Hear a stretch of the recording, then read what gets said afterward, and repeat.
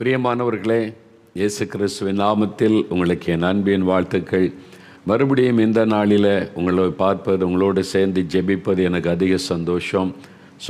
சந்தோஷமாக மகிழ்ச்சியாக இருக்கிறீங்களா? ஆண்டவர் கூட இருக்கிறார்ல, எப்பவுமே சந்தோஷமாக இருக்கணும். நேற்றைய தினத்தில் ஆண்டவர் சில காரியங்களை தெளிவாய் நம்மோடு பேசினார். நாம் சில காரியங்களுக்காக கருத்தாக ஜெபிக்க உதவி செய்தார். ஆண்டவருக்கு ஸ்தோத்திரம். இந்த நாளிலேயும் சில முக்கியமான காரியத்திற்கு நம்ம ஜெபிக்க போகிறோம். அதற்கு முன்பாக முதலாவது சாட்சிகளை நம்ம முதலாவது வாசித்து நமக்காக ஜெபிக்கலாம். என்னால் நிறைய பேர் இந்த நாளில் எனக்கு ஒரு இயேசு அற்புதம் செய்யணும், ஒரு விடுதலை கொடுக்கணும்னு நீங்கள் காத்திருக்கிறீங்க. நான் போகிற இடம்லாம் அநேகர் சொல்லுகிறாங்க. முக்கியமாய் கிறிஸ்தவர் அல்லாத மக்கள் கூட இந்த நிகழ்ச்சி மூலமாக நாங்கள் ஆசீர்வதிக்கப்படுகிறோம். கடவுள்கிட்ட இருந்து எப்படி நம்ம சுகத்தை பெறுவது, விடுதலை பெறுவது என்பதை அறிந்து கொண்டு நாங்களும் இயேசுவனிடத்தில் பிரார்த்தனை பண்ணுகிறோம். அதான் எனக்கு ரொம்ப ஆச்சரியமும் சந்தோஷமாக இருக்கிறது. இதுவரை ஒரு முறை கூட சர்ச்சுக்கு போகாதவங்க, கிறிஸ்துவ கூட்டத்தை பார்த்துறாதவங்க கூட நாங்களும் இப்போ இந்த நிகழ்ச்சியை பார்த்து நம்முடைய தேசத்துக்காக எதுக்கு எப்படியெல்லாம் நாம் பிரார்த்தனை பண்ணணும் என்பதை கற்றுக்கொண்டு நாங்களும் இயேசுவனிடத்திலே நம்ம நாட்டுக்காக ஜெபிக்கிறோன்னு சொல்லும்போது ஆண்டவருடைய உள்ளம் மகிழுகிறது. ஏனென்றால் இயேசு எல்லாருக்கும் பொதுவானவர். அவர் கிறிஸ்தவர்களுக்குரிய ஒரு கடவுள் அல்ல. அவர் சர்வ லோகத்தின் ஆண்டவர், உலகத்தின் இரட்சகர் என்று அழைக்கப்படுகிறவர். ஒரு மதத்திற்குரிய கடவுள் அல்ல. அவர் ஒரு மதத்துக்குள் முடக்கிவிட முடியாது. அவர் மதங்களை கடந்து மதங்களுக்கு அப்பாற்பட்டவர். யார் அவரிடத்தில் ஜெபித்தாலும் அவங்களுக்கு அற்புதம் செய்திருவார். யார் இயேசுவே நீ கூப்பிட்டு ஒரு காரியத்துக்கு பிரார்த்தனை பண்ணினாலும் அந்த ஜெபத்திற்கு பதில் வரும். உண்மையான இருதயத்தோடும் இயேசுவின் வல்லமை விசுவாசித்து பிரார்த்தனை பண்ணும்போது உடனே ஆண்டவர் அற்புதம் செய்கிறார். அதற்கு தான் போகிற இடமெல்லாம் ஏராளமான சாட்சிகளை, ஆண்டவர் செய்த அற்புதங்களை நான் கேள்விப்பட்டு அவங்க நேரடியாக சொல்லும்போது என் உள்ளம் ஆண்டவரை துதிக்கிறது. இதற்கெல்லாம் காரணம் யாருங்க? உங்களுக்காக சிலுவையிலே மரித்து உயிர்த்தெழுந்த இயேசு. மனிதனால் இப்படியெல்லாம் அற்புதம் செய்ய முடியாது. இன்றைக்கு உள்ள சாட்சிகளும் அதை வாசித்த போது எனக்கு ரொம்ப ஆச்சரியமாக இருந்தது. தேவனுடைய கிரியைகள் அவ்வளவு வல்லமையானவைகள். ஜனங்கள் மேல் ஆண்டவர் வைத்திருக்கிற அன்பு அப்படிப்பட்டது. இயேசு உங்களை நேசிக்கிறார். இன்றைக்கு உங்களுடைய ஜெபத்தை கேட்டு உங்களுக்கு ஒரு அற்புதம் செய்ய போகிறார். நான் ஜெபித்தா கூட இயேசு அற்புதம் செய்வாரா? நான் வீட்டிலலாம் இருக்கிறேன், இது ஒரு கிறிஸ்தவ கோயிலும் கிடையாது. ஆண்டவர் வெறும் சர்ச்சில் ஒரு கட்டடத்தில் வாசம் பண்ணுகிற ஆண்டவர் அல்ல. அவர் உங்கள் வீட்டில் வாசம் பண்ணுகிறவர், உங்களுக்குள் வாசம் பண்ணுகிறவர். நீங்கள் எங்கிருந்து கூப்பிட்டாலும் அங்கே பிரசன்னமாகி விடுவார். அவரை தேடி நீங்கள் எங்கேயும் பிரயாணப்பட வேண்டிய அவசியம் இல்லை. கடவுள் என்கிறவர் எங்கும் வியாபித்திருக்கிறவர். அதனால் இப்போ உங்கள் வீட்டில் உங்கள் மத்தியில் பிரசன்னமாக இருக்கிறார். இயேசுவே எனக்கும் ஒரு அற்புதம் செய்யுங்க அப்படின்னு நீங்கள் ஜெபித்தீங்கன்னா போதும். இயேசுவின் நாமத்தை சொல்லி கூப்பிட்ட உடன் உங்களுக்கும் அற்புதம் செய்வார். பாருங்கள், ஆண்டவர் செய்த அற்புதங்கள் சில சாட்சிகளை உங்களுக்காக நான் வாசித்து நாம் ஜெபிக்கலாம். சரியா? முதலாவது சகோதரர் அருண், தருமபுரியை சார்ந்த சகோதரர் அருண். நான் இயேசுவை தெய்வமாக அறியாத ஒரு குடும்பத்தை சேர்ந்தவன். எனக்கு 14 வயதில் மற்றும் 13 வயதில் 2 மகன்கள் இருக்கிறார்கள். 2 பேருக்குமே வலிப்பின் நோய் வரும். ஒருவனுக்கு 7 வருடமாக வலிப்பு நோய் வந்து கொண்டு இருந்தது. இன்னொரு மகனுக்கு 6 வருடமாக வலிப்பு நோய் வந்து கொண்டு இருந்தது. 2 பையங்க தான். 2 பேருமே வலிப்பு நோயினால், ஃபிட்ஸுனால் பாதிக்கப்பட்ட எவ்வளோ கஷ்டம் இல்லை மனசுக்கு. அந்த பெற்றோருக்கு எப்படி இருந்திருக்கும் யோசித்து பாருங்கள். 14, 13 வயசு. எந்த நேரத்தில் அவர்களுக்கு வலிப்பு வரும் என்று தெரியாது. போகிற இடத்தில் கூட விழுந்து கிடப்பார்கள். பல மருத்துவமனைகள் சென்று விட்டோம். கோவிலாக ஏறி இறங்கினோம். எதிலும் என் பிள்ளைகளுக்கு சுகம் கிடைக்கவில்லை. விளையாடுகிற வயதில் இருக்கின்ற என் பிள்ளைகளோடு யாரும் சேர்ந்து விளையாட மாட்டார்கள். நோயாளிகள் என்று என் பிள்ளைகளை ஒதுக்கி வைத்தார்கள். எவ்வளோ மனசு கஷ்டம் இல்லை? சின்ன பிள்ளைங்க, டீனேஜ் பாய்ஸ் தானே. எல்லோரும் கூட சேர்ந்து விளையாட போனவோ இவங்க நோய் வியாதிப்பட்டவங்க ஒதுக்கி வச்சுட்டாங்க பிள்ளைகளை. அந்த பிள்ளைகள் சரீரத்தில் பாதிக்கப்பட்டது, மனதில் உள்ள பாதிப்பு ரொம்ப பெருசு. பெற்றோருக்கு அது எவ்வளோ பெரிய வேதனை. நோயாளிகள் என்று என் பிள்ளைகளை ஒதுக்கி வைத்தார்கள். இந்த சூழ்நிலையில் தான் ஜெபிக்கலாமாங்க நிகழ்ச்சியை பற்றி கேள்விப்பட்டு பார்க்க ஆரம்பித்தோம். உங்கள் நிகழ்ச்சியில் தொடர்ந்து பார்த்து இயேசுவை தெய்வமாக ஏற்றுக்கொண்டோம். இயேசு கிறிஸ்து கேட்பது நம்முடைய இருதயத்தில் இடம். மகனே, உன் இருதயத்தை எனக்கு தா. இயேசு கிறிஸ்து நம்முடைய பொன்னையோ பொருளையோ பணத்தையோ சொத்துக்களையே கேட்கவில்லை. அவர் கேட்கிற ஒரே காரியம், உன் இருதயத்தை எனக்கு கொடு, உன் இருதயத்தில் நான் வாசம் பண்ணட்டும், உன் கூட நான் இருக்கணும். அவ்வளோதான் இயேசு விரும்புகிறாரு. அவர் ஐஸ்வர்யமுள்ள தேவன். அவருக்கு பணம் எல்லாமே சர்வசாதாரணம். அதனால் அவருக்கு அதெல்லாம் தேவையில்லை. உங்கள் இருதயத்தில் இடம் வேணும். நீங்கள் உள்ளத்தில் வாசம் பண்ணுங்க அப்படின்னு இடம் கொடுத்தா போதும். அவர் சந்தோஷமாக உங்களுக்குள் வாசம் பண்ணுவார். இயேசு வந்துட்டு என்ன நடக்கும் தெரியுமா? அவர் சமாதான பிரபு, சமாதான தேவன். உங்கள் உள்ளத்தில் சமாதானம் வரும். அது எப்படி வருது தெரியுமா?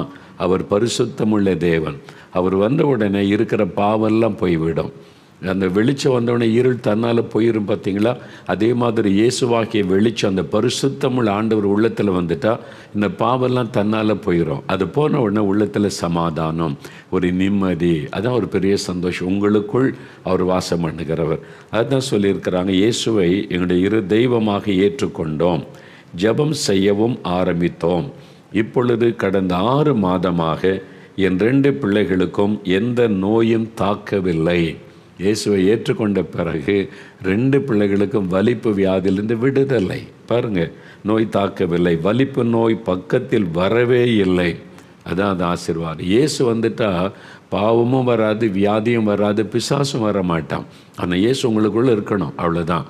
அந்த வெளிச்சமாக இருக்கிற இயேசு உங்களுடைய வாழ்க்கையில் வந்துட்டால் பிசாசாகிய இருள், பாவ இருள், வியாதி இருள் உங்களை ஒன்று பாதிக்காது, உங்கள் பக்கத்திலே வர முடியாது. அதான் சொல்கிறாங்க, பள்ளிக்கு சென்று வருகிறார்கள் என் பிள்ளைங்க, விளையாடி நன்றாக இருக்கிறாங்க. நாங்கள் இயேசுவை தெய்வமாக ஏற்றுக்கொண்ட நாளிலிருந்து நிம்மதியாக சந்தோஷமாக இருந்து வருகிறோம். இதாங்க இயேசு கிறிஸ்து கொடுக்கிற மிகப்பெரிய ஆசீர்வாதம். நிம்மதி, சந்தோஷம், மனதின் நிம்மதி. இயேசு உள்ளத்தில் வந்துட்டால் அதை பெற்றுக்கொள்ள முடியும். தொடர்ந்து எங்கள் வீட்டில் ஜெபம் செய்து வருகிறோம். இயேசுவுக்கு நன்றி செலுத்துகிறோம். அவ்வளோதான். இயேசுவே, நீங்கள் எங்கள் கூட இருங்க, என் குடும்பத்தில் இந்த பிரச்சனையை மாற்றுங்க, இந்த வியாதியெல்லாம் நீக்குங்க, நீங்கள் என் கூட இருக்கணும் அப்படின்னு சொல்லி ஒப்பு கொடுத்தா போதும். அவ்வளோதான்.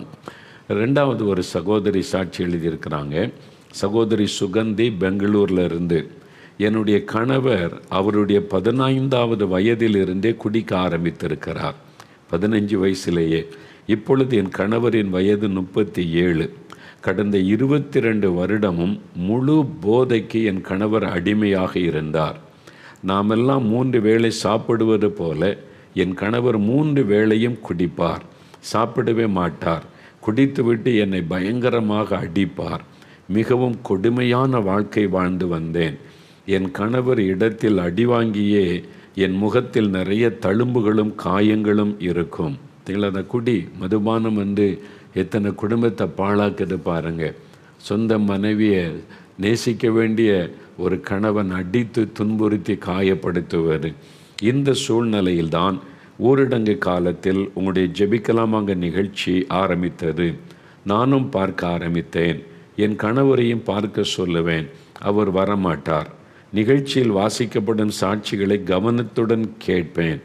ஒவ்வொரு சாட்சியை கேட்கும்போதும் எனக்குள் விசுவாசம் வளர்ந்து கொண்டே இருந்தது. ஏன் இந்த சாட்சியை வாசிக்கிறோன்னு தெரியுதா? இதை கேட்கும்போது அப்போ எனக்கும் இயேசு அற்புதம் செய்வார், நான் ஜெபித்தாலும் விடுதலை தருவார், இந்த விசுவாசம் உங்களுக்குள்ளே வரும். விசுவாசத்தை வைத்து தான் இயேசு அற்புதம் செய்ய முடியும். எல்லாம் அறிந்து கொள்ளுங்க. இயேசு உங்களுக்கு அற்புதம் செய்யணும்னா காணிக்கை கொடுத்து அப்படின்னு அற்புதத்தை வாங்க முடியாது. உங்கள் பணம், காணிக்கை, பொருள் எதை வச்சு நீங்கள் அற்புதத்தை பெற்றுக்கொள்ள முடியாது. ஒன்லி விசுவாச, ஃபைத். நீங்கள் அவர் மேலே வைக்கிற விசுவாசம். இயேசு எனக்கு விடுதலை தருவார், இயேசு வல்லமை உள்ளவர், எனக்காக சிலுவையில் மரித்து உயிர்த்தெழுந்தவர், என் பாவ சாபங்களை சிலுவையில் சுமந்து விட்டார், எனக்கு அவர் விடுதலை தர முடியும், என்னை குணமாக்க முடியும், எனக்கும் ஒரு அற்புதம் செய்ய முடியும், என் வீட்டிலையும் ஒரு அற்புதம் நடக்கும் இயேசுவின் நாமத்தில். அப்படி இந்த விசுவாசம். அதுக்கு தான் இந்த சாட்சிகளை கேட்கும்போது ஒரு விசுவாசம் நம்முடைய உள்ளத்தில் உண்டாகும். இந்த சகோதரிக்கு அப்படி தான் பாருங்கள். ஒவ்வொரு சாட்சியை கேட்கும்போதும் எனக்குள் விசுவாசம் வளர்ந்து கொண்டே இருந்தது.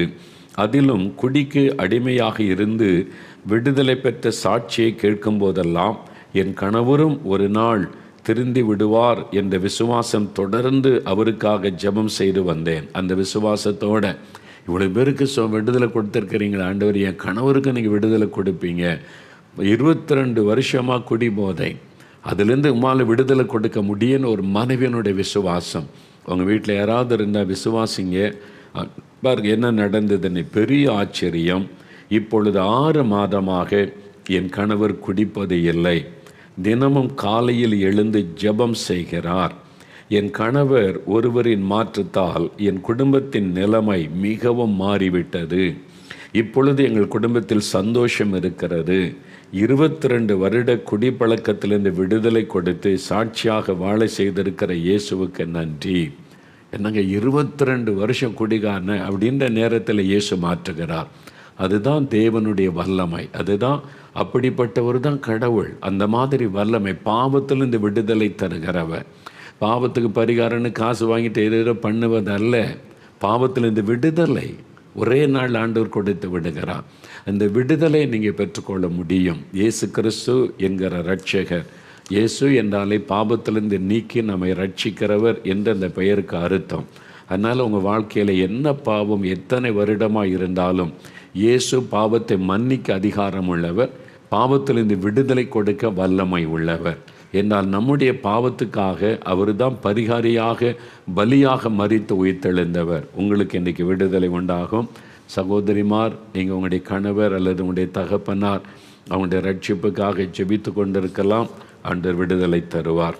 இன்னொரு பாருங்கள், ஒரு சகோதரி அவங்க செட்டிக்குளத்திலேருந்து எழுதியிருக்கிறாங்க. நான் இயேசுவை அறியாத ஒரு குடும்பத்தில் பிறந்தவள். எனக்கு மூச்சு விடுவதில் சிரமம் ஏற்பட்டது. மருத்துவரிடம் காண்பித்த போது என் நுரையீரல் சுருங்கி இருப்பதாக சொன்னார்கள். நுரையீரல் சுருங்கி போயிட்டு அதனால் மூச்சு விட சிரமம்.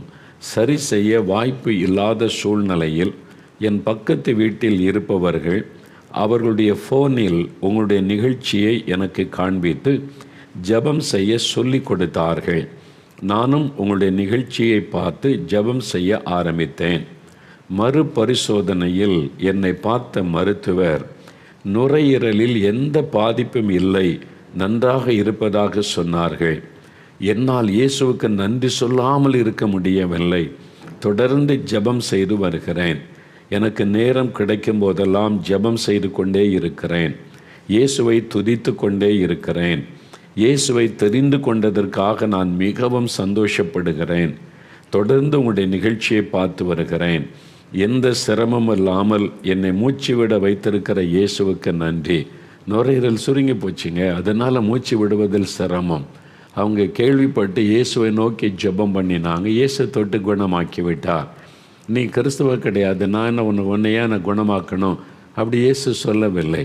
நீ என் சர்ச்சுக்கு வந்தியா, நீ என்னை என்னுடைய கூட்டங்களுக்கு நீ வந்தியா, நான் ஏன் உன்னை குணமாக்கணும் அப்படிலாம் இயேசு சொல்லவே இல்லை. வீட்டில் ஜெபிச்சாங்க, ஆண்டவர் சுகமாக்கி விட்டார். அதான் இயேசு கிறிஸ்து. அவர் எல்லாரையும் நேசிக்கிறவர். பாருங்கள், இந்த மகளுக்கு அற்புத சுகம் கொடுத்த ஆண்டவர் உங்களுக்கு சுகம் தருவார். நீங்கள் விசுவாசத்தோட இயேசுவே எனக்கும் கூட இருதயத்தில் பிரச்சனை, லங்ஸில் பிரச்சனை, கிட்னி பிரச்சனை தொடுங்க. நீங்கள் விசுவாசத்தோடு ஜெபிச்சிங்கன்னா இன்றைக்கு உங்களுக்கு அற்புதம் நடக்கும். விசுவாசமுள்ள ஜெபம் பிணியாளியை ரட்சிக்கும். சரியா? இன்னொரு வாலிப மகள் மயிலாடியிலிருந்து 5 என்கிற மகள் எழுதியிருக்கிறாங்க. நான் ஒரு வாலிப பெண், கிறிஸ்தவ பெண்ணாக இருந்தாலும் ஒரு கடமைக்காகத்தான் பைபிள் வாசித்து ஜெபம் செய்வேன்.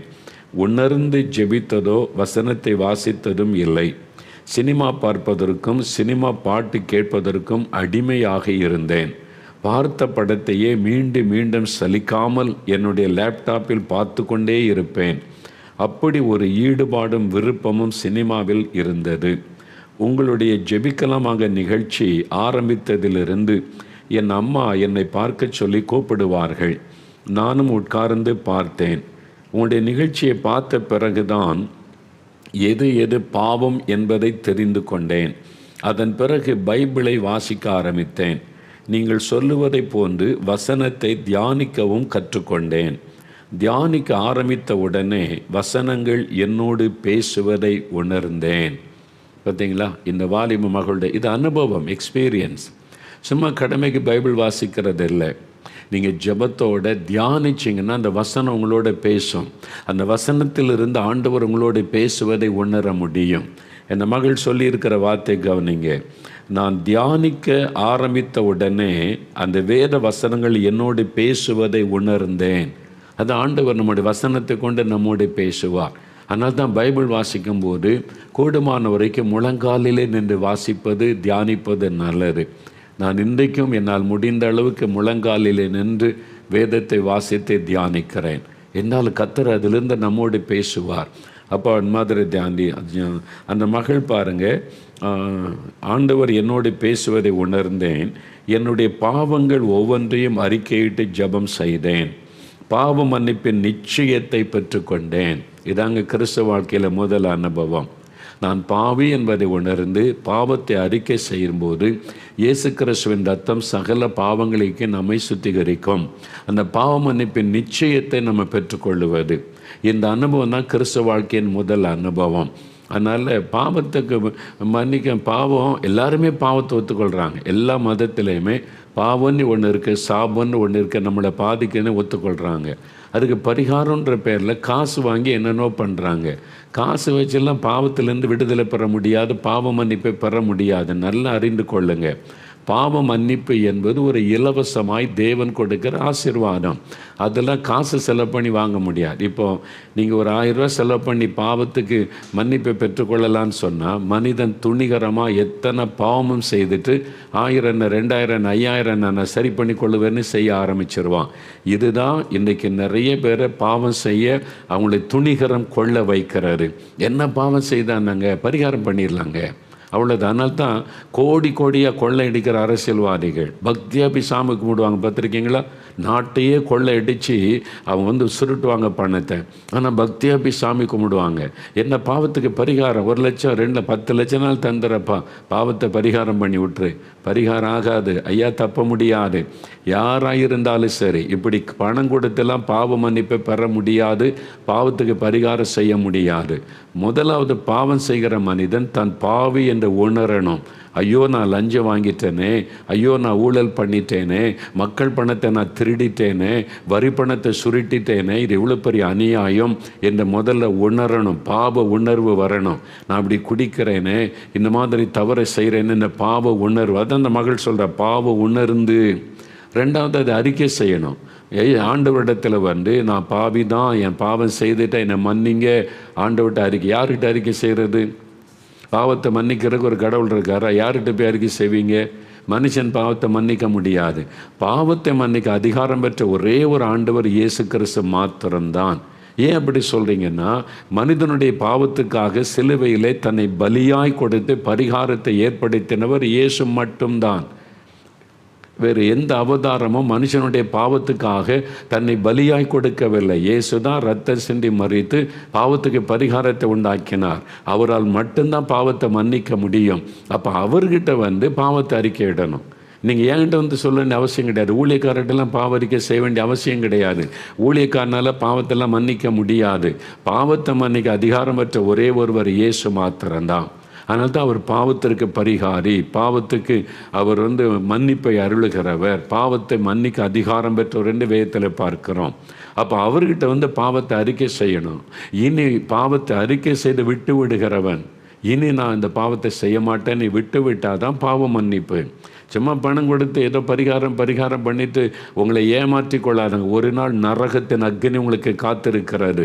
சாத்தான் நரகத்தின் அக்னிக்குள்ளே கொண்டு போய் லஞ்சம் வாங்குற ஒருத்தரும் வைகுண்டம் போக முடியாது, மோட்செல்லாம் போக முடியாது. எத்தனை லட்சம் கொடுத்து பணம் கொடுத்து பரிகாரம் பண்ணாலும் நல்லா அறிந்து கொள்ள, உங்களை நீங்களே ஏமாற்றி கொண்டு இருக்கிறீங்க. நீங்கள் கொள்ளையடித்து பணத்தை கொள்ளையடித்து மக்களை ஏமாற்றி லஞ்சம் வாங்கி எல்லாத்தையும் பண்ணிட்டு ஒரு பரிகாரம் 1 லட்ச ரூபா செலவு பண்ணிட்டு பல்லுத்து போயிடலாமா? முடியவே முடியாது. அறிந்து கொள்ளுங்க. பாவத்தை உணரணும், மனம் திரும்பணும், இயேசுவிடத்தில் அறிக்கையிடணும். அவர் தான் பாவத்தை மன்னிக்க முடியும். மன்னித்த உடனே நமக்கு ஒரு புது இருதயத்தை தருவார். இனி பாவம் செய்யாத ஒரு வாழ்க்கையை நமக்கு தருவார். அதுதான் இயேசு கிறிஸ்து கொடுக்கிற பாவ மன்னிப்பு. அந்த மகள் நிச்சயத்தை பெற்றுக்கொண்டேன்னு சொன்ன பாவ மன்னிப்பின் நிச்சயம். இந்த மகள் பாருங்கள், இந்த அஞ்சு என்கிற மகள் எவ்வளோ அற்புதமான அனுபவம் பார்த்தீங்களா? இதாங்க இயேசு கிறிஸ்துக்குள்ளே நம்ம பெற்றுக்கொள்ளுகிற அற்புதமான அனுபவம். இப்போ அந்த மகள் சொல்லியிருக்கிறத பாருங்கள். பாவ மன்னிப்பின் நிச்சயத்தை பெற்றுக்கொண்டேன், அதன் பிறகு என்னுடைய வாழ்க்கை, என்னுடைய நடத்தை முழுவதும் மாறிவிட்டது. That is Jesus. இது தாங்க இயேசு. நீ போய் லஞ்சம் வாங்கி கொள்ளையடித்து ஏமாற்றி அதிகார துஷ்பிரயம் பண்ணிட்டு போய் பாவத்துக்கு பரிகாரம் நீ சாமி கும்பிட்டு வந்துட்டு திரும்பி அதே பாவத்தை செய்கிறல்ல, திரும்பி லஞ்சம் வாங்குற, திரும்பி அதிகாரத்தை துஷ்பிரயோகம் பண்ணுற, திரும்பி நீ அதே துன்மார்க்கத்தை தானே நடக்கிற. அப்புறம் எங்கேருந்து பாவம் மன்னிக்கப்பட்டது? இந்த மகள் சொல்கிற அனுபவம் பாருங்கள். இதுதான் வந்து வேதம் சொல்லுகிற அந்த ஒரு பாவத்திலிருந்து விடுதலை பெறுகிற அனுபவம். அதன் பிறகு என் வாழ்க்கை நடத்தை முழுவதும் மாறிவிட்டது. இப்போ டிவி பார்க்க வேண்டும், சினிமா பார்க்க வேண்டும் என்ற எண்ணம் கூட எண்ணத்தில் இல்லாமல் போனது. பார்த்திங்களா, சிந்தனையிலே மாற்றம், அதில் அந்த அளவுக்கு ஒரு மாற்றம். பைபிள் வாசிக்கவும் தேசத்திற்காக நிறைய காரியங்களுக்காக ஜெபிக்கவும் தான் எனக்கு நேரம் சரியாயிருக்கிறது. பார்த்திங்களா எப்படி மாறிவிட்டான் அந்த மகள். இப்போ தேசத்துக்கு ஜெபிக்கிறதுக்கு எனக்கு நேரம் சரியாக இருக்குது. அதுதான் இயேசு. இது தாங்க நாங்கள் சொல்கிறோம். இங்கே மதம் எங்கே வந்துச்சு? இயேசு என்கிற ரட்சகர் மனிதனுடைய வாழ்க்கையை மாற்றுகிறார், லைஃப் ஸ்டைலை மாற்றுகிறார். பாருங்கள், இப்போ அந்த மகள் சொல்லுகிறாள், தேவையில்லாமல் பொழுதை கழித்து உபயோகமற்றிருந்த என்னை உபயோகமாக மாற்றினேன், இயேசுவுக்கு நன்றி செலுத்துகிறேன். இந்த அன்பு மகள் அஞ்சுவை இயேசுவின் நாமத்தில் வாழ்த்துகிறோம். இந்த வாலிப வயசில் ரட்சிக்கப்பட்டு தேசத்துக்காக ஜெபிக்கிற இந்த மகளை கர்த்தர் ஆசீர்வதித்து உயர்த்துவாராக. இதை பார்த்து கொண்டிருக்கிற வாலிப தம்பி, வாலிப மகளே, உன்னோட ஆண்டவர் பேசுகிறார். உனக்கு இந்த அனுபவம் தேவை. சும்மா பக்தியாக இருந்தால் போதாது. காலையில் எழும்பி அப்படியே நான் போகிறேன், பைபிள் வாசிக்கிறேன், ஜெபிக்கல. அனுபவம் வேணும். வெறும் பக்தி அல்ல கிறிஸ்தவ வாழ்க்கை என்பது. அனுபவம், எக்ஸ்பீரியன்ஸ் வித் ஆல்மைட்டி காட். தேவனோடு ஒரு தனிப்பட்ட உறவு, அனுபவம், அதுதான் கிறிஸ்தவ வாழ்க்கை. சரியா? ஒரு வாலிப மகன், நீங்கள் ஒரு வாலிப மகன் சொல்கிற அந்த பேரை நான் சொல்லலை, நல்ல கவனி. ஏன்னா ரொம்ப வெளிப்படையாக இன்றைக்கி நிறைய வாலிபர்கள், வாலிப பிள்ளைகள் சந்திக்கிற காரியம். நல்ல கவனிங்க, இந்த வார்த்தைகளை, இந்த அனுபவத்தை கவனிங்க. இயேசு எப்படிப்பட்ட ஒரு தேவன் என்பதை இதன் மூலம் அறிந்து கொள்ளலாம். நான் ஒரு வாலிபன். என்னுடைய 14வது வயதிலிருந்தே ஆபாச படங்களை பார்ப்பதற்கு ஆரம்பித்தேன். தனிமை கிடைத்ததுமே மொபைலில் படம் பார்க்க ஆரம்பித்து விடுவேன். இது நாளடைவில் என்னை அடிமைப்படுத்தியது. யாரை பார்த்தாலும் எனக்குள் ஒரு அசுத்தமான எண்ணம் வந்தது. நாளடைவில் என் சொந்த தங்கச்சியை அந்த எண்ணத்தில் பார்க்கக்கூடிய ஒரு சூழல் வந்ததும் தான் என் தவறு எனக்கு புரிந்தது. ஒரு பாவம் எந்த அளவுக்கு ஒரு வாலிபனை கொண்டு போகுது. இதுக்கு தான் சொல்கிறேன், நீ இந்த மாதிரி பாவ காரியத்துக்கு அடிமைப்படாத. அது கடைசியில் எங்கே கொண்டு போய் நிறுத்தோம்? அதுக்குள்ளே செயல்படுவது ஒரு இச்சையின் ஆவி, ஒரு வேசித்தனத்தின் ஆவி. அது அதை பார்க்க பார்க்க பார்க்க வேசித்தனத்தை, விபச்சாரத்தை, சிந்தையை தூண்டி விடும். அது கடைசியில் எங்கே கொண்டு போய் நிறுத்துது பாருங்களேன். அந்த தம்பி வெளிப்படையாக சொல்லியிருக்கு. இந்த அளவுக்கு வந்த பிறகு தான் ஐயோ இது ஒரு பெரிய பாவம் என்கிற உணர்வே வந்தது. அப்போ இந்த சூழல் வந்ததும் தான் என் தவறு எனக்கு புரிந்தது. என் மனசாட்சி என்னை மிகவும் உறுத்தியது. மனசாட்சி அப்புறம் வாதிச்சுது. நீ எங்கே நிற்கிற பாரு, இப்போ எங்கே எந்த அளவுக்கு பாவம் உன்னை கொண்டு வந்திருக்கிற பாரு. அதை பார்க்கக்கூடாது என்று நினைத்தாலும் என்னால் பார்க்காமல் இருக்க முடியவில்லை. அதான் பிரச்சனை. இதுதான் பைபிள் சொல்லுது, பாவம் செய்கிறவன் எவனும் பாவத்திற்கு அடிமையாக இருக்கிறான். இயேசு சொன்னார், மத்தேயு 8:34-32 வசனங்களை வாசித்து பாருங்கள். பாவம் செய்கிறவன் எவனும் பாவத்துக்கு அடிமையாக இருக்கிறான். பாவம் ஒரு மனிதனை அடிமையாக்கிவிடும். மதுபானம், போதை வஸ்துகள். இப்போ ரம்மி விளையாட்டுன்றாங்க பாருங்கள். சில பிரபலங்கள்லாம் விளம்பரம் பண்ணுறாங்க. அது விளம்பரத்துக்கு சாதகமாக பேசுகிற ரம்மி விளையாட்டு காசு கிடைக்கும்னு சொல்லி. இந்த சூதாட்டம், அது ஒரு சூதாட்டம், அது ஒரு பிசாசு. நான் சொல்கிற சூதாட்டம் ஒரு பிசாசு. மதுபானம் எப்படி ஒரு பிசாசனுடைய பாவமோ அதே மாதிரி சூதாட்டம். இந்த ஆன்லைனில் ரம்மி விளையாட்டு உங்களுடைய வாழ்க்கையை அழிச்சிரும். பிரபலமானவங்க காசுக்காக இதெல்லாம் விளம்பரம் பண்ணாதங்க. சமுதாயத்தை கெடுக்கிற ஒரு பாவம் அது. அதில் இந்த விளம்பரத்திலே போடுறாங்களே, it may be addicted you, அது உங்களை அடிமையாக்க கூடும்னு அந்த விளம்பரத்திலே வருதில்ல. அப்புறம் என்ன, அது ஒரு பாவம். ஏன் இந்த மாதிரி விட முடியல பாவத்தைன்னு சொன்னால், 1 யோவான் 3:8 பைபிளில் தான் இருக்குது. பாவம் செய்கிறவனவனு பிசாசுக்கு அடிமையாக இருக்கிறான். அந்த பிசாசு தான் பாவத்துக்கு பின்னால் இருக்கு. மதுபானம், குடிவெறியின் ஆவி, பண ஆசையின் ஆவி, ரம்மி விளையாட்டு, சூதாட்டத்துகளை கொண்டு போய் அவனை அடிமையாக்கி விடுகிறது. முதல்ல ஜெயிக்கிற மாதிரி இருக்கும், அப்புறம் கொஞ்சம் கொஞ்சமாக உங்களுடைய பணத்தை எல்லாம் உறிஞ்சி எடுத்துருவாங்க. எல்லாம் கம்ப்யூட்டர் செட்டப்பே அப்படி தானே. உங்களை ஏமாத்துறதுக்கு என்ன உண்டோ அதெல்லாம் அதில் செஞ்சு வச்சுருக்கிறான். அதுக்குள்ளே போகாதுங்க, விடுதலை பெற்றுக்கொள்ளுங்க. உங்களுடைய குடும்பத்தை அதை அழிச்சிரும், சம்பாத்தியத்தை அழிச்சிரும், உங்களுடைய சமாதானத்துக்கு எடுத்து கடைசியில் தனக்கு மனைவியை கொலை பண்ணி பிள்ளைகளை கொலை பண்ண சம்பவம் ரம்மி விளையாட்டுனால பேப்பரில் வந்து இதை பார்த்தீங்களான்னு எவ்வளோ ஒரு கொடூரமான நிலைமைக்கு ரம்மி விளையாட்டு கொண்டு போனது. அதனால் இதெல்லாம் வந்து அடிமைத்தனம், பிசாசு அடிமைத்தனம். பாருங்கள் இது மாதிரி இந்த பாருங்கள் விட முடியல, பாவம்னு தெரிஞ்சிட்டு விட முடியல. பாவம் ஒரு முறை நீங்கள் அடிமை ஆயிட்டீங்கன்னா உங்களால் விட முடியாது.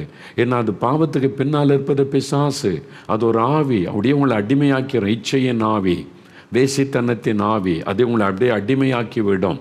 அது உங்களை தூண்டி தூண்டி தூண்டி உங்களை அப்படியே அடிமையாக்கி சிறைப்படுத்திடும். உங்களுடைய சிந்தனையை கரப்ட் பண்ணிடும், உங்களுடைய கண்களை அதை அசுத்தப்படுத்திடும், உங்களுடைய வாழ்க்கையை அதை அழித்து விடும். அதனால தான் சொல்கிறது, இயேசு கிறிஸ்துவின் மூலமாக இந்த பாவத்திலேருந்து நீங்கள் விடுதலை பெற்றுக்கொள்ளணும். சும்மா பாவத்துக்கு பரிகாரம் நீ பாச செலவு பண்ணி செய்கிறதெல்லாம் உங்களுக்கு விடுதலை கொடுக்காது. அப்புறம் நீங்கள் டெய்லி அலைய வேண்டியதான். ஒவ்வொரு நாளும் பரிகாரனே மாதந்தோறும் செஞ்சுக்கிட்டே இருப்பீங்க, விடுதலை இருக்காது. ஆனால் இயேசு கிறிஸ்துக்கிட்ட வரும்போது விடுதலை, பாவ மன்னிப்பு, பாவத்திலிருந்து விடுதலை.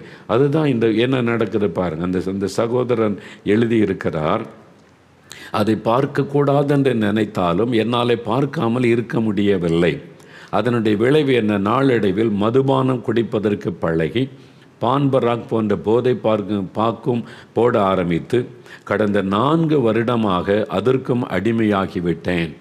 இதை விட முடியல, நிம்மதி இல்லை, என்ன பண்ணுறது? மனசாட்சி வாதிக்குது. மதுபானம் ஒரு பாவத்திலிருந்து விடுதலை பெற இன்னொரு பாவம், அப்படி தான் சாத்தான் வந்து கண்ணி செயின் மாதிரி கொண்டு போயிடுவான். ஃபைனல் உங்களை கொண்டு போய் அழிச்சிடுவான். செத்து போயிரு, ஒன்றால் இதெல்லாம் விட முடியாது. நீங்கள் செத்து போயிட்டா உங்களுடைய ஆத்மாவை நரகத்துக்கு அவனால் கொண்டு போக முடியும். அதனால தான் சாத்தானுடைய திட்டமே ஒரு ஆத்மாவை பாவத்தில் சாக வச்சுட்டா நரகத்துக்கு கொண்டு போயிடலாம். லஞ்சம் வாங்கி ஊழல் பண்ணி ஒரு ஆத்மா செத்தா பல நரகத்துக்கு கொண்டு போக முடியும். அது சாத்தான் கடைசியில் தள்ளப்படுகிற இடம் நரகம். அவன் ஆள் சேர்க்கிறான், சாத்தான் ஆள் சேர்க்கிறான், கட்சிக்கு ஆள் சேர்க்கிற மாதிரி சாத்தான் அந்த நரகத்தில் ஆள் கொண்டு போவதற்கு மக்களை பாவத்துக்கு உள்ளாக்கி ஆள் சேர்த்து கொண்டு இருக்கிறான். நல்லா புரிந்து கொள்ளுங்க. அதனால் இங்கே சிலர் சொல்லுவாங்க, கடவுள் ரொம்ப அன்பானவருங்க, நரகத்தெல்லாம் உண்டாக்கி இருக்க மாட்டார். இது இந்த கிறிஸ்தவ ஊழியக்காரங்க நம்மளை பயமுறுத்துறதுக்கு சொல்கிறாங்க. நீங்கள் வேத புஸ்தகத்தில் வாசித்து பாருங்கள், மத்திய 25 அதிகாரத்தில். அதாவது நரகம் மனிதனுக்காக உண்டாக்கப்பட்டது இல்லை. நல்ல விளங்கிக்கொள்ளுங்க. மோட்சந்தான் ஆண்டவர் மனிதனுக்கு உண்டாக்கினார். இந்துக்கள் வைகுண்டோன்னு சொல்கிறாங்க, சொர்க்கோன்னு சொல்கிறாங்க.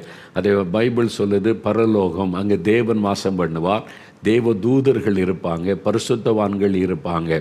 பாவத்தோடு ஒரு மனிதன் அந்த பரலோகத்துக்குள்ளே பிரவேசிக்கவே முடியாது. நரகோன்ற ஒரு இடம் இருக்கிறது, அக்னி கடல். அதில் அந்த வேதனை உண்டாகிற ஒரு இடம். அந்த நரகம் மனிதனுக்காக உண்டாக்கவே இல்லை, சாத்தானுக்காகவும் அவனுடைய தூதர்களுக்காகவும், கோடிக்கணக்கான தூதர்கள் சாத்தானை பின்பற்றி போன அவங்களுக்காக உண்டாக்கப்பட்டது தான் அக்னி கடல் என்ற நரகம். அப்போ சாத்தான் தான் கடைசி காலத்தில் தேவன் அங்கே அவனை தள்ள போகிறார். பிசாசு பார்த்தா, எனக்காக நரகத்தை உண்டாக்கி வச்சுருக்கீங்களா? மனிதனுக்கு மோட்சமா? விட மாட்டேன். இதே மனிதனை நான் நரகத்துக்கு கொண்டு போகிறேன். அவனை பாவம் செய்ய வச்சு, தவறான நம்பிக்கையில் அடிமைப்படுத்தி, அவனை பக்தின்ற பேரில் ஏமாற்றி வஞ்சித்து அவனை நரகத்துக்கு கொண்டு போகிறேன்னு சொல்லி கங்கணம் கட்டி கொண்டு தந்திரமாக ஏமாற்றி செயல்படுகிறது தான் பிசாசு. அதான் சாத்தான், கண்ணுக்கு தெரியாத எதிரி. தப்பானதெல்லாம் நம்ப வைப்பான். பிசாசு கூட தெய்வனை நம்ப வச்சிருவான். மந்திரவாதத்துக்கு பயன்படுத்துகிற ஆவிகளை கூட வணங்க வச்சிருவான். அது உங்களுக்கு தெரியாது. பிசாசு மந்திரவாதத்துக்கு பயன்படுத்துகிறாங்க. மந்திரம் பண்ண அந்த ஆவிதான் வருதுன்னு தெரிந்தும் நீங்கள் ஏன் அதை கும்பிடுறீங்க? உங்களை பயப்படுத்தி உங்களை அடிமையாக்கி உங்களை நரகத்துக்கு கொண்டு போகுது. அப்போ மந்திரவாதத்துக்கு பயன்படுத்தின ஒரு ஆவி வந்தால் நீங்கள் கடவுளை தானே தேடணும். கடவுளை என்னை காப்பாற்றி இந்த மந்திரவாத ஆவியிலேருந்து விடுதலை கொடுன்னு நீங்கள் அதே ஆவியை தெய்வமாக வணங்க சொல்கிற மாதிரி காரியத்தெல்லாம் செய்கிறாங்கல்ல. பரிகாரம் பண்ணுங்க, செய்யுங்கன்னு யோசிங்க. நீங்கள் சிந்திச்சாலே உங்களுக்கு விளங்கிடும். அப்போ எவ்வளவு சாத்தான் மனிதர்களை ஏமாற்றி வஞ்சித்து நரகத்திற்கு கொண்டு போவதற்கு பிளான் பண்ணி செயல்பட்டு கொண்டிருக்கிறான். இதைத்தான் நீங்கள் விளங்கி கொள்ள வேண்டும். அப்போ பாருங்கள், ஒரு பாவத்துலேருந்து இன்னொரு பாவம் அப்படியே அடிமையாக்கி விட்டான். இப்படியாக என்னுடைய வாழ்க்கை சீர்கட்டி இருந்தது. இந்த சூழலில்தான் உங்களுடைய ஜெபிக்கலாமாங்க நிகழ்ச்சி ஆரம்பித்தது. என் வீட்டில் உங்கள் நிகழ்ச்சியை கட்டாயப்படுத்தி பார்க்க வைத்தார்கள். 2021 ஜூலை மாதம் முழுவதும் என்னை முழுமையாக ஒப்பு கொடுத்து ஜெபம் செய்ய ஆரம்பித்தேன். நிகழ்ச்சியை பார்க்க ஆண்டவர் பேசினார். இயேசுக்கு தன்னை ஒப்பு கொடுத்து ஜெபித்தார். ஆகஸ்ட் மாதத்தில் இயேசு விடுவிக்கிறார் ஊழியத்தின் வாக்கு தத்துவம், நான் உன்னை விடுவிப்பேன், நீ என்னை மகிமைப்படுத்துவாய் என்ற வசனத்தை ஆதாரமாக வைத்து இன்னும் மும்முரமாக ஜெபம் செய்தேன். அதன் பிறகு என்னுடைய சிந்தனையில் படம் பார்க்க வேண்டும் என்ற எண்ணம் கூட வரவில்லை. சிந்தனையில் மாற்றம், டெலிவரன்ஸ் ஃப்ரம் அவனுடைய சிந்தனை எண்ணத்தில் ஒரு மாற்றம் பாருங்கள். ஆண்டவர் விடுதலை கொடுத்துட்டார். அப்போ என்னுடைய பாவங்கள் எல்லாவற்றையும் நான் விட்டுவிட இயேசு பலன் கொடுத்தார். குடிப்பதோ பாக்கு போடுவதோ ஆபாச படங்கள் பார்ப்பது என்று எதுவுமே இல்லாமல் ஒரு பரிசுத்தமான வாழ்க்கை நான் இப்பொழுது வாழ்ந்து வருகிறேன். இதாங்க இயேசு. இந்த வாழ்க்கையை இயேசுவை தவிர இந்த உலகத்தில் வேறு யாரும் தர முடியாது. நீங்களே யோசித்து பாருங்கள். என்ன இயேசு ஒருவர் தான் ஒரு பரிசுத்தமுள்ள ஒரு தேவன். அவர் பரிசுத்தமாக அவருடைய பேச்சில், வாழ்க்கையில், மரணம், உயிர்த்தல் எல்லாம் பரிசுத்தம். அவர் மட்டும்தான் ஒரு மனிதனுக்கு பரிசுத்தத்தை தர முடியும். பார்த்தீங்களா, அவர் பரிசுத்த வாழ்க்கையை ஆண்டவர் வாழ்ந்து வருகிறார். தினமும் 1.5 மணி நேரத்திற்கு மேலாக ஜெபத்திலும் வேத வாசிப்பிலும் செலவழித்து வருகிறேன். 10 வருடமாக நான் வாழ்ந்த பாவ வாழ்க்கையிலிருந்து, பாவத்திலிருந்து என்னோடு திட்டமாய் பேசி என்னை விடுவித்து பேசும் தெய்வம் இயேசுவுக்கு நன்றி. பார்த்தீங்களா, பேசும் தெய்வம் இயேசு, மனிதனோடு பேசுகிறவர். ஆறுதல் படுத்து, நீ பயப்படாத, நான் உனக்கு விடுதலை தர்றேன், நீ பயப்படாத, நான் உனக்கு சமாதானம் தர்றேன், நீ பயப்படாத, நான் உனக்கு சுகம் தர்றேன். அதான், நீ எனக்கு இது செய், இல்லாட்டினா அழிஞ்சு போயிடுவேன், நீ எனக்கு இதெல்லாம் பண்ணு, இல்லாட்டினாக்கு அவ்வளோதான். அப்படி இயேசு யாரையும் மிரட்டுகின்ற தெய்வமே கிடையாது. அது மாதிரி கிடையாது. நீங்கள் நல்ல வித்தியாசத்தை புரிந்து கொள்ளுங்க. கடவுளுக்கும் கடவுள் அல்லாததுக்கும் உள்ள வித்தியாசத்தை நீங்களே சிந்தித்து பார்த்தீங்கன்னா உங்களுக்கு விளங்கி விடும். இதெல்லாம் உண்மையாக நடந்த சம்பவங்களை தான் உங்களுக்கு வாசிக்கிறேன். கடைசியாக ஒரு அற்புதம் பாருங்களேன். நீங்கள் நல்ல கவனிங்க. இந்த அற்புதம் ஓட்டப்பிடாரத்திலிருந்து வினிதா என்கிற ஒரு வாலிப மகள், அவனுடைய வாழ்க்கையில் நடந்த ஒரு மிராக்கிள். இயேசு எப்படிலாம் அற்புதம் செய்கிறார்னு பாருங்கள். இன்றைக்கி இதே மாதிரி அற்புதம் உங்களுக்கு நடக்க போகிறது. 2010 7ஆம் வகுப்பு படித்து கொண்டிருந்த போது தலைவலி எனக்கு வர ஆரம்பித்தது. சாதாரண தலைவலியாக மருத்துவர்கள் நினைத்தார்கள். நான் 12ஆம் வகுப்பு படிக்கும்போது மிகவும் கடுமையாக வலிக்கத் தொடங்கியது. எதை பார்த்தாலும் எனக்கு 2 தெரிய ஆரம்பித்தது. அப்பொழுது ஸ்கேன் எடுத்து பரிசோதித்து பார்த்த மருத்துவர்கள் மூளையிலிருந்து கண்ணுக்கு வரும் ஒரு நரம்பில் இரத்த அழுத்தம் அதிகமாக இருக்கிறது என்றும், இதை அறுவை சிகிச்சை செய்தெல்லாம் சரி செய்ய முடியாது, இன்னும் 4 மாதம்தான் உங்களுடைய உயிரோடு இருக்க வாய்ப்பு இருக்கிறது என்று சொல்லிவிட்டார்கள். இந்த வியாதிக்கு மரணம்தான் முடிவு என்று ஆன பிறகு நான் படுத்த படுக்கையாகிவிட்டேன். ஒரு வாலிப மகள் பாருங்க, நரம்பு பாதிக்கப்பட்டு டாக்டர்ஸ் இதை ஒன்றும் செய்ய முடியாதுன்னு சொல்லி 4 மாதம் டைம் கொடுத்துட்டாங்க. படுத்த படுக்கை, சுய நினைவு இழந்து மரணப்படுக்கையில் நான் இருந்தபோது என்னுடைய அம்மா 2015 உங்களுடைய திறப்பின் வாசல் ஜெபத்தில் கலந்து கொண்டு என் மகள் எழுந்து நடமாடினால் அவளை இந்த இயேசு விடுவிக்கிறார் ஊழியத்திற்கு தன்னார்வலராக ஒரு வாலண்டியராக ஊழியம் செய்ய ஒப்பு கொடுப்பதாக பொருத்தனை ஜெபம் செய்து வீட்டிற்கு திரும்பி வந்தார்கள். வீட்டிற்கு திரும்பி வந்த அம்மா விசுவாசத்தோடு ஸ்தோத்திர பலிகளை சொல்லி கொண்டிருக்கும் போதே பாருங்கள், ஆண்டவருக்கு அந்த மகளை ஒப்பு கொடுத்து உம்முடைய ஊழியத்தை அந்த மகள் செய்யட்டும் அப்படின்னு ஒப்பு கொடுத்து இந்த மரணம் அவ்வளோதான், மரணப்படுக்கை, சுயநினைவு இல்லை, டாக்டர்ஸ் சொல்லிட்டாங்க 4 மாதம்தான், இனி பிழைக்க வழி இல்லை. இயேசுக்கிட்ட அந்த தாயார் ஜெபிச்சிருக்கிறாங்க, ஒப்பு கொடுத்து உமக்கு ஊழியம் செய்ய மகளை ஒப்பு கொடுக்குற ஆண்டவரேன்னு சொல்லி. அப்புறம் ஜெபித்த பிறகு ஸ்தோத்திரம் பண்ணியிருக்கிற ஆண்டவரே, என் ஜெபத்தை கேட்டீங்க, மகளுக்கு சுகம் கொடுத்துட்டீங்க, நான் விசுவாசிக்கிறேன், இன்னும் சுகம் உண்டாகலை பார்க்கல, ஸ்தோத்தரிக்க ஆரம்பித்தேன். அவருடைய ஸ்தோத்திர பலிகளை சொல்லி கொண்டிருக்கும் போதே நல்ல கவனிங்க, எப்படி இயேசு அற்புதம் செய்கிறார் பாருங்க. அவங்க 4 மாடியில் வந்து ஜெபிச்சுட்டு போனாங்க. வீட்டில் தான் மகள் மரணப்படுக்கையில் இருக்கிறான். வீட்டுக்கு போன உடனே அவங்களுக்குள்ள ஒரு விசுவாசம், இயேசுகிட்ட சொல்லிட்டேன் சரி பண்ணிடுவார், இயேசுகிட்ட ஜெபம் பண்ணிட்டேன் மகள் சரியாயிரும். அதனால ஸ்தோத்திரம், இயேசுவே என் ஜெபத்தை கேட்டீர், மகளுக்கு சுகம் கொடுத்து அவளுடைய சாட்சியாக நிறுத்துகிறக்கா ஸ்தோத்திரம்னு துதிக்கும்போது என் மீது ஒரு கரம் வந்து என்னை தொட்டு அந்த நொடியே என் படுக்கையை விட்டு நான் எழுந்து நடந்து விட்டேன். அவங்க அம்மா ஆண்டவரை துதிக்கிறாங்க, இயேசுவே என் மகளை தொட்டு விட்டீர், குணமாக்கி விட்டு ஸ்தோத்திரம்னு சொல்லும்போது ஒரு கரம் அந்த மகளை தொடுவதை உணர்ந்திருக்கிறாங்க. ஒரு கரம் என்னை தொட்டது. அந்த நொடியே நான் படுக்கை விட்டு எழுந்து விட்டேன். ஜெபித்து கொண்டிருந்த என் அம்மாவின் பக்கத்தில் போய் நான் உட்கார்ந்தேன். அதன் பிறகு என்னுடைய வாழ்க்கையே மாறிவிட்டது. என் அம்மா பொருத்தனை செய்தபடியே இப்பொழுது நான் உங்கள் இயேசு விடுவிக்கிறார் ஊழியத்தில் ஒரு தன்னார்வலராக ஊழியம் செய்து வருகிறேன். இயேசு ஜீவனை தருகிற தெய்வம் என்பதற்கு நான் சாட்சியாக இருந்து வருகிறேன். 2015 4 மாதத்தில் மரித்து போய்விடுவேன் இன்று இருந்த நான் இன்று வரை உயிரோடு இருக்கிறேன். எனக்கு உயிரை கொடுத்து சாட்சியாக நிறுத்தின இயேசுவுக்கு நன்றி. பார்த்தீங்களா, இன்றைக்கும் இயேசு அற்புதம் செய்கிறார். டாக்டர்ஸ் கைவிட்டுட்டாங்க, இனி ஒன்றும் பண்ண முடியாத மரணம் தான், நாள் குறிச்சிட்டாங்க. இயேசு அற்புதம் செய்கிறார். இன்றைக்கும் இயேசுடைய தொடுதலை மகள் உணர்ந்தாங்க, உடனே சுகம். இது மாதிரி தான் எனக்கு நடந்துச்சு. 14 வயசில் டாக்டர் சொல்லிட்டாங்க இறந்து போயிடுவான், இனி பிழைக்க வழி இல்லை. இயேசு என்னை தொட்டதை நான் உணர்ந்தேன், என் மரணப்படுக்கை மாறினது. உங்களுக்கு செய்ய மாட்டாரா? நீங்கள் யாராக இருந்தாலும் சரி, இயேசுவே நீங்கள் தொடுங்க. நீங்கள் தொட்டால் இந்த வியாதி படுக்க மாறிடும், நீங்கள் தொட்டால் சுகம் உண்டாயிடும். விசுவாசத்தோடு ஜெபிச்சு பாருங்கள், அற்புதம் நடந்துடும். இன்றைக்கு ஜெபிக்க போகிற 5 நிமிடம் ஜெப நேரம். இப்போ எல்லாம் ஜெபிக்க ஆயத்தமா? இயேசுவே எனக்கும் அற்புதம் செய்யுங்க, எனக்கும் இந்த பாவத்தில் இந்த விடுதலை கொடுங்க, இந்த வியாதி படுக்கையை மாற்றுங்க, கேன்சரில் இந்த விடுதலை கொடுங்க, ஃபிட்ஸ் வியாதியில் இந்த பிள்ளைக்கு சுகம் கொடுங்க. ஆண்டவரே என் கிட்னி பாதிச்சிருக்குது, என்னுடைய இருதயம் பாதிச்சிருக்கு, நுரையீரல் பாதை தொடுங்க. பாருங்கள், அந்த மகளுக்கு நுரையீரல் ஆண்டவர் சுகமாக்கிட்டார்ல, சுருங்கி இருக்குன்னு சொன்னாங்க, ஆண்டவர் அற்புதமாக சுகம் கொடுத்துட்டார்ல. பாருங்கள், எத்தனை வருஷம் பாவ பழக்கத்திலிருந்து விடுதலை, ரட்சிப்பின் சந்தோஷம், நுரையீரலை சுகமாக்கின ஆண்டவர். பாருங்கள், 2 பிள்ளைகளுக்கு வலிப்பு நோய் ஆண்டவர் தொட்டு அற்புதமாக விடுதலை கொடுத்துட்டார்ல. இன்றைக்கி உங்கள் குழந்தைகள்லாம் பாதிக்கப்பட்டிருக்கலாம். நீங்கள் விசுவாசத்தோட முழங்கால் படியிட்டு, இயேசுவே உமக்கு முன்னால் நான் நிற்கிறேன்ப்பா, நீங்கள் இப்படிலாம் அற்புதம் செய்திருக்கிறீங்க, எனக்கும் செய்யுங்க, நான் விசுவாசிக்கிறேன். அவ்வளோதான், வேறு ஒன்றும் அவருக்கு தேவையில்லை. நீங்கள் நான் விசுவாசிக்கிறேன், என்னையும் தொடுங்க, என் குழந்தைகளை தொடுங்க, எங்கள் வீட்டில் இவங்களுக்கு அற்புதம் செய்யுங்க, எனக்கு அற்புதம் செய்யுங்க. நீங்கள் ஜெபிச்சா போதும், உங்களுடைய விண்ணப்பத்தை கேட்க இயேசு உங்கள் பக்கத்தில் ஆயத்தமாக இருக்கிறார்.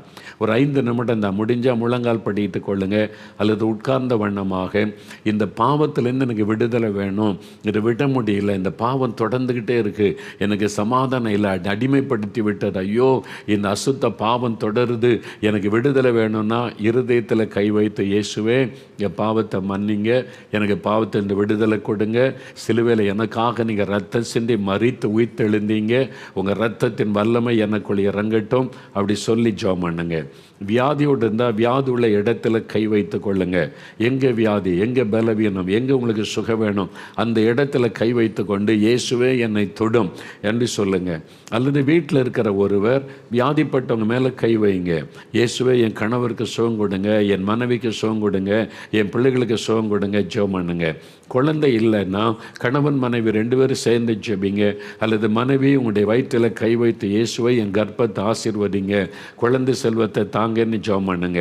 கடன் பிரச்சனை, பண பிரச்சனை, வேலை இல்லாத பிரச்சனை எதுவாக இருந்தாலும் உங்களுடைய இருதயத்தில் கை வைத்து, எனக்கு ஒரு அற்புதம் நடக்கணும், இவங்களுக்கெல்லாம் நீங்கள் அற்புதம் செய்தீங்கல்ல, நீங்கள் அற்புதம் செய்கிற ஆண்டவர் என்று சொல்கிறாங்க, அப்படின்னா எனக்கு ஒரு அற்புதம் செய்யுங்க, எங்கள் குடும்பத்தில் ஒரு அற்புதம் செய்யுங்க, இயேசுவே அற்புதம் செய்யுங்க. நீங்கள் கூப்பிட்டு பாருங்களேன், உண்மையான இருதயத்தோட விசுவாசத்தோடு கூப்பிட்டீங்கன்னா இன்றையில இந்த மாற்றத்தை காண்பீங்க. ஜெபிக்கலாமா? ஒரு 5 நிமிடம் தான் நீங்கள் ஜெபிக்க போகிறீங்க. அப்படியே உங்களுடைய எண்ணம் சிதறாமல் இருக்கிறதற்கு கண்களை மூடி இயேசுவை மாத்திரம் மாத்திரம் கண் முன்னால் நிறுத்துங்க. உங்களுக்காக சிலுவையில் ரத்தம் சிந்தி மரித்து உயிர்த்தெழுந்த இயேசு, அவருடைய சரீரத்தில் காயங்கள் இருக்கிறது, அதெல்லாம் உங்களுக்காக தான், உங்களை சுகமாக்க இயேசுவின் தழும்புகளால் குணமாகிறோம். அந்த தழும்புள்ள கரத்தினால் என்னை தொடுங்கப்பா. அந்த மகளை தொட்டு மரணப்படுக்கையை மாற்றிட்டீங்களே, என்னையும் தொடுங்க, எனக்கும் விடுதலை கொடுங்க. சொல்லுங்க, கேளுங்க கேளுங்க, அப்படியே வாய் திறந்து கேளுங்க. இயேசுவே என்னை தொடும், இயேசுவே எனக்கு விடுதலை தாரும், இயேசுவே எனக்கு ஒரு அற்புதம் செய்யும். வேறு யாரிடத்திலே நான் போக முடியும்? எல்லாரும் என்னை கைவிட்டுட்டாங்க, எல்லாரும் என்னை மறந்துட்டாங்க, இனிமேல் அவ்வளவுதான் நீ சொல்லிட்டாங்க. என் வாழ்க்கையை முடிந்து போனதை போல் இருக்கிறது, என் குடும்பமே நடுத்தருவில் நிற்கிற மாதிரி இருக்கிறது, எங்களுக்கு உதவி செய்ய யாரும் இல்லை. இயேசுவே இயேசுவே கூப்பிடுங்க, இயேசுவே உதவி செய்யுங்க, இயேசுவே அற்புதம் செய்யுங்க, இயேசுவே சுகம் கொடுங்க, இயேசுவே என் குடும்பத்தை ஆசீர்வதிங்க, இயேசுவே குழந்தை செல்வத்தை கொடுங்க, இயேசுவே கடன் பிரச்சனை விடுதலை கொடுங்க. இயேசுவே எல்லாரும் கைவிட்டுட்டாங்க, நாங்கள் நம்பிக்கையை இழந்துட்டோம், இனிமேல் அவ்வளவுதான் நினைக்கிறேன், எனக்கு இந்த பாவத்தில் இந்த விடுதலை கொடுங்க. இயேசுவே என் குடும்பத்தை ஆசீர்வதிங்க, எனக்கு விடுதலை கொடுங்க, சுகம் கொடுங்க. ஜெபம் பண்ணுங்க, ஜெபம் பண்ணுங்க, கூப்பிடுங்க, பிரார்த்தனை பண்ணுங்க. இயேசுவே நீ கூப்பிடுங்க, இயேசுவே என்னை தொடுங்க, இயேசுவே எனக்கு விடுதலை கொடுங்க, இயேசுவே என்னை ஆசீர்வதிங்க. இயேசு கிறிஸ்துவின் நாமத்தில் என் கணவருக்கு சுகம் உண்டாகட்டும், இயேசு கிறிஸ்துவின் நாமத்தில் என் மனைவிக்கு சுகம் உண்டாகட்டும், இயேசு கிறிஸ்துவின் நாமத்தில் என் பிள்ளையினுடைய மரண படுக்கை மாறட்டும், இயேசு கிறிஸ்துவின் நாமத்தில் என் குழந்தையினுடைய ஃபிட்ஸ் வியாதி மறையட்டும். அங்கே 2 குழந்தைகளுக்கு சுகம் கொடுத்தீங்களே, என் குழந்தைக்கு சுகம் கொடுங்க. கேளுங்க, உங்களுடைய கண்ணீரை ஆண்டவர் பார்க்கிறார், உடைந்த உள்ளத்தை பார்க்கிறார், அநேகர் கண்ணீரோடு ஜெபிக்கிறதை இயேசு பார்க்கிறார். தகப்பனே, கண்ணீரோடு ஜெபிக்கிற இந்த பிள்ளைகளை பாருங்க ஆண்டவரே, உடைந்த உள்ளத்தோடு ஜெபிக்கிறாங்க. எங்களுக்கு யாரும் இல்லையே, உதவி செய்ய யாரும் இல்லையே, கைவிடப்பட்டு நிற்கிறோமே, ஒரு அனாதை போல நிற்கிறோமே. இயேசுவே இயேசுவே இயேசுவே, நாங்கள் நம்பினவங்க எல்லாம் எங்களை கைவிட்டுட்டாங்க, நம்பின ஒன்றும் எங்களுக்கு உதவி செய்யலை, எங்களுக்காக சிலுவையில் மரிச்சிங்களாமே, எங்களை தொடுங்க, விடுதலை கொடுங்க, அற்புதம் செய்யுங்க ஆண்டவரே. கண்ணீரோடு ஜெபிக்கிற இந்த பிள்ளைகளை பாருங்க, இந்த மகளை பாருங்க, இந்த தாயாரை பாருங்க, இந்த குடும்பத்திற்கு இறக்க செய்யுங்க, ஒவ்வொருவரை தொடுங்க ஆண்டவரே. இந்த ஜனங்களுக்காக நீங்க தானே சிலுவையில மரித்தீங்க, இவங்களுக்காக நீங்க தானே சிலுவையில ரத்தம் சிந்தினீங்க. வேறு யார் இவங்களுக்கு உதவி செய்ய முடியும்? இவங்களை உண்மையாய் நேசிக்க இந்த உலகத்தில் வேறு யார் இருக்கிறாங்க? ஆண்டவரே, நீங்க கட்டாய அற்புதம் செய்யணும். இன்றைக்கு அவருடைய கண்ணீர் துடைக்கப்படணும். யார் யார் கண்ணீரோடு ஜெபிக்கிறாங்களோ அவங்களுக்கு எல்லாம் நீங்க அற்புதம் செய்யணும் ஆண்டவரே. வேறு யாரிடத்திலே இந்த ஜனங்கள் போவாங்க? நீர் மனதுருகி வியாதியஸ்தரை குணமாக்கி நீர் என்று வேதத்தில் வாசிக்கிறோமே. ஜனங்களுக்காக பரிதபிக்கிறேன் என்று சொன்னீர். இந்த ஜனங்களை தொடுங்க, இந்த மகளை தொடுங்க, இந்த குட்டி குழந்தையை தொடுங்க, சுகம் கொடுங்க, மரண கட்டுகள் மாறட்டும், அற்புதம் நடக்கட்டும், விடுதலை உண்டாகட்டும். நீங்க தொடுங்கப்பா, விடுதலை கொடுங்கப்பா, அந்த குடும்பத்தினுடைய துக்கத்தை மாற்றுங்க. இயேசுவே அற்புதம் செய்ய கூப்பிடுகிறாங்களே, ஒவ்வொரு வீட்டுக்குள்ள உம்முடைய பிரசன்னம் இறங்கட்டும், உம்முடைய வெளிச்சம் உதிக்கட்டும். நீர் போய் தொட்டு அவங்களை குணமாக்குங்க. இயேசு வந்து தொட்டான்னு அவங்க சாட்சி சொன்னாங்களே, அதே மாதிரி தொடுங்க. ஒவ்வொரு வீட்டுக்குள்ள நீங்க பிரசன்னமாகி அவங்களை தொட்டு குணமாக்குங்க, விடுதலை கொடுங்க. இயேசுவின் நாமத்தில் இன்னைக்கு அற்புதம் நடக்கட்டும். ஒவ்வொருவரை தொடுங்க, தொடுங்க, விடுதலை கொடுங்க, அற்புதம் செய்யுங்க ஆண்டவரே. அவருடைய கண்ணீரை தொடங்க. இயேசு கிறிஸ்துவின் நாமத்தில் மரண படுக்கைகள் மாறட்டும். இயேசு கிறிஸ்துவின் நாமத்தில் மரண கட்டுகள் அறுக்கப்படட்டும்.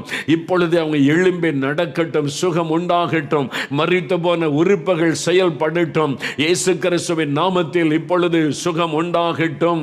அந்த குடும்பத்தில் இருக்கிற துக்கமெல்லாம் சந்தோஷமாய் மாறட்டப்பா. பாவ கட்டுகள் அறுக்கப்படட்டும். இந்த பாவத்தை கொண்டு வருகிற இச்சையின் ஆவிகள், விபச்சார வேசித்தனத்தின் ஆவிகள் இயேசுவின் நாமத்தில் அவளை விட்டு விலகி போகட்டும். குடிவெறியின் ஆவிகள், போதை வஸ்துகளை கொண்டு வருகிற பிசாசின் வல்லமைகள் இயேசு கிறிஸ்துவின் நாமத்தில் விலகி போகட்டும். ஒவ்வொரு குடும்பத்திலும் விடுதலை, ஒவ்வொரு சகோதர சகோதரிகளுக்கு இன்னைக்கு விடுதலை இயேசு கிறிஸ்துவின் நாமத்தில் உண்டாகட்டும். ஆண்டவரே, கர்ப்பப்பையில பிரச்சனை, குழந்தை பிறக்க வழியே இல்லை என்று சொல்றாங்களே, அந்த கர்ப்பத்தை தொடுங்க, அந்த கர்ப்பத்தை தொடுங்க. அந்த குழந்தை செல்வம் அந்த கர்ப்பத்தில் உருவாக உண்டாகட்டும். அந்த சகோதரியின் கண்ணீரை தொடங்க ஆண்டவரே, தொடங்க ஆண்டவரே, அவங்களுக்கு உதவி செய்யுங்க ஆண்டவரே. என்னால் செய்ய முடியாத அதிசயமான காரியம் ஒன்று உண்டோ என்று கேட்டிருக்கிறீங்க. உங்களால் முடியாத காரியம் ஒன்றுமல்ல என்பதை விளங்க பண்ணுங்கப்பா. ஒவ்வொருவரையும் தொட்டு அவங்களுக்கு அற்புதம் செய்து மகிழ பண்ணுங்க. உங்கள் துக்கம் சந்தோஷமாய் மாறும் நீ வாக்கு கொடுத்தீங்களே, எல்லாருடைய துக்கத்தை சந்தோஷமா மாற்றுங்க. இன்றையிலிருந்து ஒரு விடுதலை அவங்களுக்கு உண்டாகட்டும். சந்தோஷம் அவங்களுக்கு உண்டாகட்டும். மன மகிழ்ச்சி உண்டாகட்டும். உடைய கரம் தொட்டு விட்டதற்காய் ஸ்தோத்திரம். ஒவ்வொருவர் மீது உடைய கரம் வைக்கப்பட்ட விடுதலை. அநேகர் மீது ஆண்டவருடைய தழும்புள்ள கரம் வைக்கப்பட்டிருக்கிறதை நான் பார்க்கிறேன். அந்த நோய்கள் மறைந்து விட்டது, வியாதிகள் விலகி விட்டது. இப்போ சொல்லுங்கள், இயேசுவே ஸ்தோத்திரம்னு சொல்லுங்கள். இயேசுவே உமக்கு ஸ்தோத்திரம், இயேசுவே உமக்கு ஸ்தோத்திரம். அப்படி சொல்லுங்கள், வாய் திறந்து சொல்லுங்கள், இயேசுவே உமக்கு ஸ்தோத்திரம், இயேசுவே உமக்கு ஸ்தோத்திரம். ஐயா ஆறுமுகம் ஐயா, நீங்கள் சொல்லுங்கள், வாய் திறந்து இயேசுவே ஸ்தோத்திரம்னு சொல்லுங்கள்.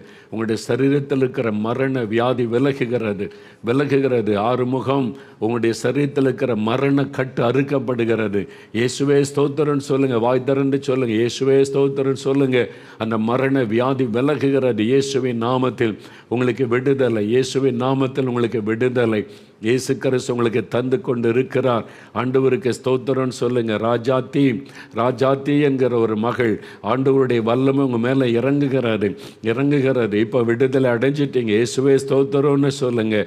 உங்கள் அம்மா தான் உங்களை ராஜாத்தினை பாசத்தோடு கூப்பிடுவாங்க. உங்களுடைய பெயர் வேற, செல்லமாக கூப்பிடுகிற பெயர் தான் ராஜாத்தி. உங்கள் அம்மா தாய் தகப்பன் தான் அப்படி கூப்பிடுவாங்க. ஆண்டவருடைய வல்லமை உங்களை தொடுகிறது. விடுதலை உண்டாகிவிட்டது. மரண கட்டு மாறிவிட்டது. சரீரத்தில் விடுதலை. இயேசுவே ஸ்தோத்திரம்னு சொல்லுங்க. இயேசுவே உங்களுக்கு நன்றி, உமக்கு ஸ்தோத்திரம். நான் உம்மை துதிக்கிறேன், நன்றி செலுத்துகிறேன். இயேசுவுக்கு நன்றி, இயேசுவுக்கு ஸ்தோத்திரம்னு வாய் திறந்து சொல்லுங்க. விடுதலை பெற்றுக்கொண்டு இருக்கிறீங்க. இயேசுவுக்கு நன்றி, இயேசுவுக்கு நன்றி. பாபு, ஆண்டவருடைய கரம் உன்னை தொட்டு விட்டது. பாபு, அசுத்த ஆவி அடிக்கடி உன்னை வாதித்து கொண்டு உன் சரீரத்தை பலவீனப்படுத்தி இருந்தது. மரண போராட்டத்தில் இருக்கிற பாபு, உனக்கு விடுதலை இயேசுவின் நாமத்தில்.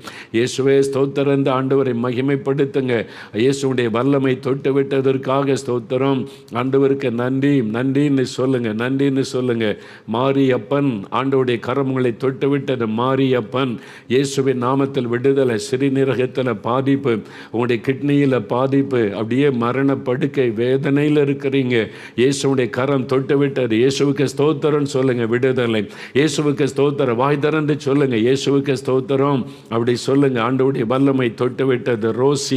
ரோசி என்ற மகள், ஆண்டவருடைய வல்லமை உங்களை தொட்டு விட்டது. மகளே, சரும நோய் அதோ உன்னை வாதித்து கொண்டிருக்கிறது. வாதை மாதிரி அந்த சரும நோய், அந்த இச்சிங் உன்னுடைய சரீரம் முழுவதும் உன்னை வாதித்து கொண்டிருக்கிறது.